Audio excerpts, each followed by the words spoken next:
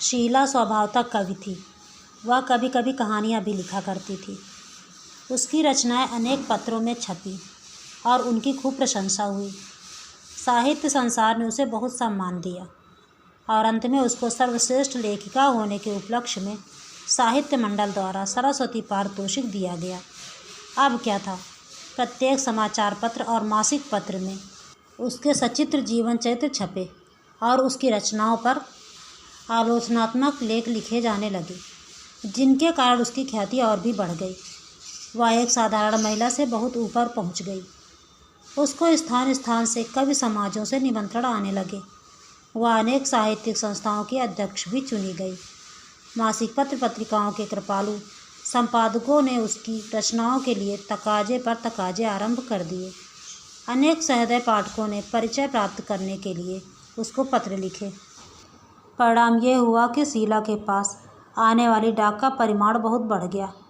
उसका छोटा सा घर ऐसा मालूम होता जैसे कि समाचार पत्र का ऑफिस हो। वह बेचारी इस असीम सहानुभूति के भार से दब सी गई। पत्र प्रेषक उससे उत्तर की आशा करते थे और वह आशा स्वाभाविक भी थी, परंतु वह उत्तर किस किस को देती। आखिर पत्र भेजने में भी तो खर्च लगता है और वह तो निर्धन थी। शीला के पति जेल में थे। सत्याग्रह संग्राम प्रारंभ होते ही वह गिरफ्तार करके साल भर के लिए श्री कृष्ण मंदिर में बंद कर दिए गए थे। जुर्माना भी हुआ था। इन सब कठिनाइयों को वह धैर्यपूर्वक सह रही थी। फिर भी वह बहुत परेशान सी रहा करती थी। मैं शीला को बहुत दिनों से जानता था। जानता ही ना था, वह सगी बहन की तरह मुझ पर स्नेह करती थी। मैं अपनी ही बहन की तरह उसका आदर करता था। इधर कुछ निजी झंझटों के कारण मैं बहुत दिनों से शीला के घर ना जा सका था। एक दिन शाम को पोस्टमैन ने मुझे एक लिफाफा दिया। खोल कर देखा तो पत्र मेरा नहीं किंतु शीला का था। कल्पलता मासिक पत्रिका के संपादक महोदय ने बड़े आग्रह के साथ शीला को कोई रचना भेजने के लिए लिखा था। वह पत्रिका का कोई विशेषांक निकाल रहे थे। पत्र समाप्त करते करते उन्होंने ये भी लिखा था कि उसकी रचना के बिना उनका विशेषांक अधूरा ही रह जाएगा। वो जैसे विदुषियों के सहयोग से वह कल्पलता के विशेषांक को सफल बना सकेंगे। पत्र को उलट पलट कर देखा। मालूम होता था संपादक महोदय ने भूल से लिफाफे पर मेरा पता लिख दिया था, क्योंकि मैं भी कभी कभी कल्पलता में अपनी तुकबंदियाँ भेज दिया करता था। जैसा कि मैंने पहले ही कहा है कि मैं बहुत दिनों से शीला के घर ना जा सका था और अब अकस्मात ही यह पत्र उसे देने का प्रसंग आ गया। इसलिए दूसरे ही दिन प्रातःकाल में उसके घर गया। शीला का घर छोटा सा था और गृहस्थी भी थोड़ी सी। घर में कोई पुरुष नहीं था। उसकी सास बूढ़ी थी और एक नन्हा सा बच्चा था। वे शीला की ही संरक्षता पर निर्भर थे। अपने पति की अनुपस्थिति में भी वह गृहस्थी को सुचारू रूप से चलाए जा रही थी। उसके इस असीम धैर्य और साहस की मैंने मन ही मन प्रशंसा की।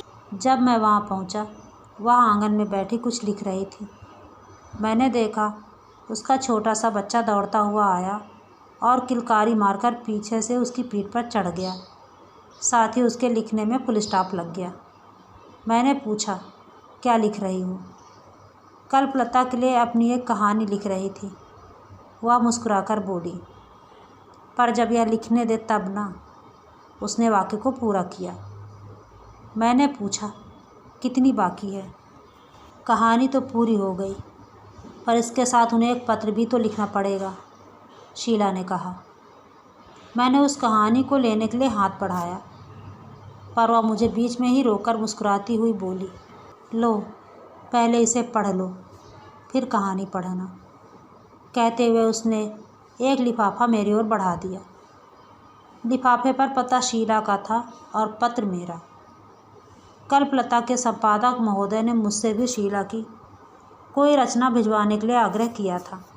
साथ ही उलाहना भी दिया था कि उन्होंने शीला को कई पत्र लिखे, किंतु उसने एक का भी उत्तर नहीं दिया और अंत में बहुत क्षुब्ध होकर उन्होंने लिखा था, इस चढ़े दिमाग का कुछ ठिकाना भी है।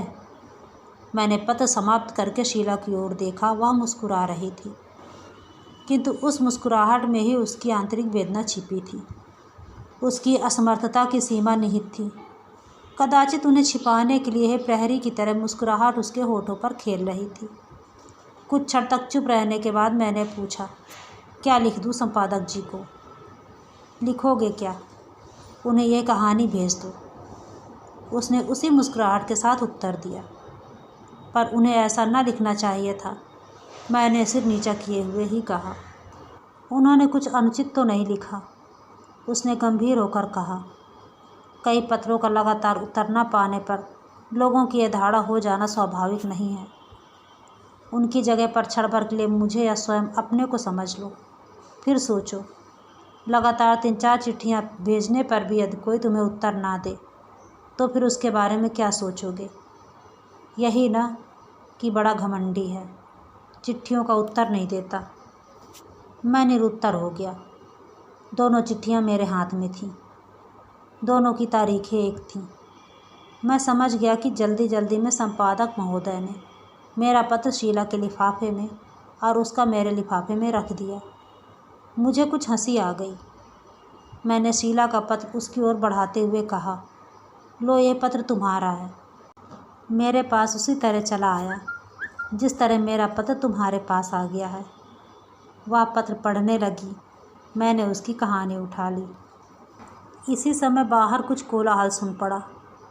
मैंने बाहर जाकर देखा, तहसील के 2 चपरासी ऊंचे ऊंचे लठ लिए खड़े थे।